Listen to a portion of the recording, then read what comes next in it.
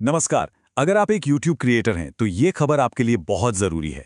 YouTube ने एक नई AI सेटिंग निकाली है जो ये तय कर सकती है कि आपके कंटेंट का भविष्य क्या होगा।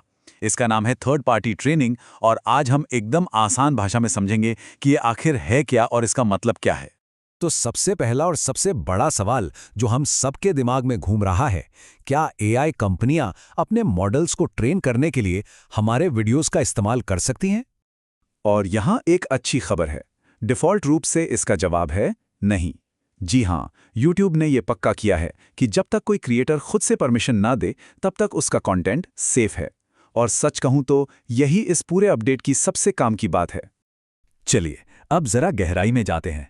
ये थर्ड पार्टी ट्रेनिंग आखिर है क्या भला, और ये क्रिएटर्स के लिए इतनी ज़रूरी क्यों हो गई है? सीधी सी बात है, ये YouTube की तरफ से हम क्रिएटर्स को दिया गया एक नया कंट्रोल है, एक नई ताकत। इसको ऐसे समझिए, ये थर्ड पार्टी ट्रेनिंग एक स्विच की तरह है, ऑन या ऑफ।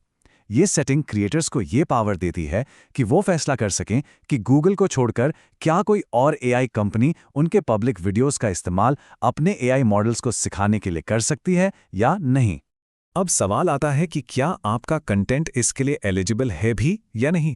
मतलब इस कंट्रोल को इस्तेमाल करने से पहले ये जानना तो पड़ेगा ना कि आपके वीडियोस शर्तें पूरी करते हैं या नहीं।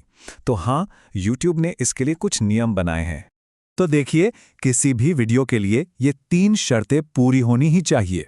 पहली शर्त, क्रिएटर और वीडियो से जुड़े हर इंसान की परमिशन हो। दूसरी, वीडियो पब्लिक पर सेट हो, प्राइवेट या अनलिस्टेड नहीं। और तीसरी और सबसे जरूरी, वो वीडियो YouTube के सारे नियम कायदों को मानता हो। ठीक है, तो मान लीजिए आपका कंटेंट एलिजिबल है। अब आपके पास क्या क्या ऑप्शंस हैं, मतलब आप क्या क्या चुन सकते हैं। चलिए, एक एक करके इन रास्तों को समझते हैं। पहला ऑप्शन तो सबसे आसान है, कुछ मत कीजिए। जी हाँ, क्योंकि डिफ़ॉल्ट सेटिंग ऑफ पर है। इसका सीधा सा मतलब है कि अगर आप इस सेटिंग को हाथ भी नहीं लगाते तो कोई भी एआई कंपनी लीगली आपके वीडियोस को ट्रेनिंग के लिए इस्तेमाल नहीं कर सकती। आपका कंटेंट सुरक्षित है। दूसरा ऑप्शन आपको थोड़ा और कंट्रोल देता है। इसमें आप कुछ चुनिंदा, मतलब अपनी पसंद की कंपनियों को परमिशन दे सकते हैं। मान लीजिए आपको लगता है कि कंपनी ए और बी अच्छी हैं, आप उन पे भरोसा करते हैं, तो आप सिर्फ उन्हीं को अपने वीडियो इस्तेमाल करने की इजाज़त दे सकते हैं। बाकी सब ब्लॉक रहेंगे। और फिर आता है तीसरा ऑप्शन, सबको परमिशन।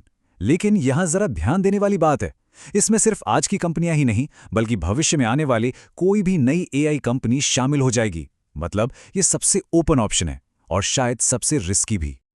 अच्छा, पर क्या होगा अगर बाद में मन बदल गया तो?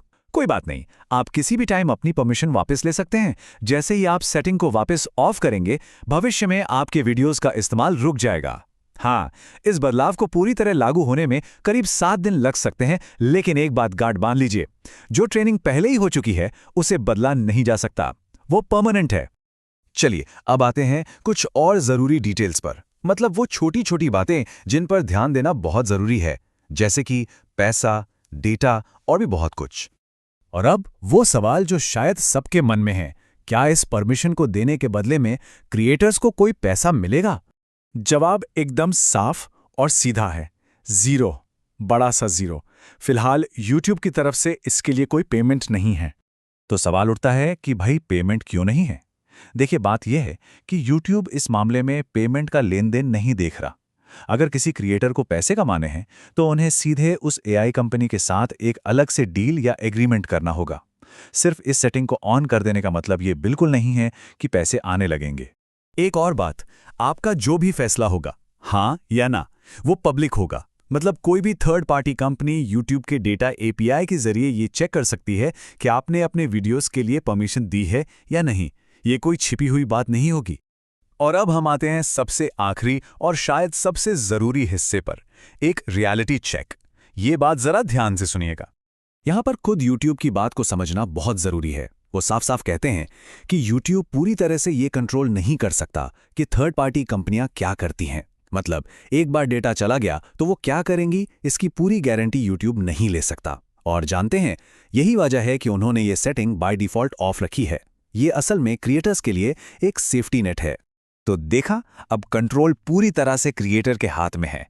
लेकिन ये एक बड़ा सवाल भी खड़ा करता है, हम क्रिएटर्स के फैसले एआई के भविष्य को आखिर किस दिशा में ले जाएंगे? ये एक ऐसा सवाल है जिसका जवाब शायद हम सबको मिलकर आने वाले वक्त में लिखना है।